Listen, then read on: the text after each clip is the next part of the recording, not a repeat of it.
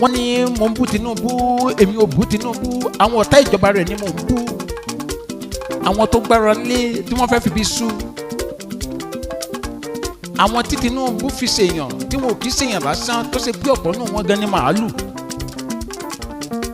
Èèyàn gidi làárẹ̀ wa Bọ́lá Ahmed, ó ní pinnu rere fórílẹ̀-èdè Nàìjà, ó fẹ́ ká yóò dáa fẹ́ni kọ̀ọ̀kan wa, ṣùgbọ́n àwọn tó kó mọ́ra tí gbogbo wọn ló fẹ́ ká yóò rọrùn fẹ́ni kọ̀ọ̀kan wa. Ààrẹ ò lè wà níbi gbogbo, ẹ̀yin ará ìlú, àwọn tó gbéṣẹ́ rán ni kí wọ́n sọ tó tọ́, àwọn ni kí wọ́n bò ó tọ́ láàyè. Gbogbo wa ló yẹ àjọ sùn kàkà, ká sùn kàkà ká ronú lórílẹ̀‐èdè yìí, ọ̀yẹ̀yẹ̀yẹ̀ra ẹ̀ wò kí nípa tó ń kó fún lọ síwájú orílẹ̀‐èdè yìí, kí nípa tó ń kó fún lọ síwájú orílẹ̀‐èdè wa. Ẹ̀yin agbaṣẹ́ṣe tí wọ́n gbéṣẹ́ lù fún ṣẹ́ẹ̀ṣẹ́ ni mò ń béèrè. Gbogbo wa ń pariwo ìlú le, àmọ́ gbogbo wa lálẹ́jọ́ láti rò. Ìlú tó le, ààrẹ nìkankan ló yẹ ká dẹrù ní lórí, àti dẹ̀rọ̀ ìlú ojúṣe gbogbo wa ni.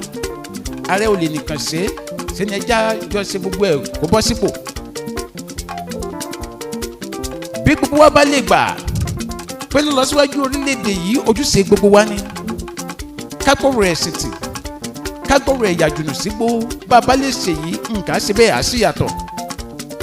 Adé ọmọdé nìyí o, ọmọ akẹrin ni mí nílà rẹ̀, ó kí gbogbo alátìlẹ́yìn mi. Broda Ọdún, pòdúsà mi tòótọ́, ẹ ṣé o, ẹ kú àròtì.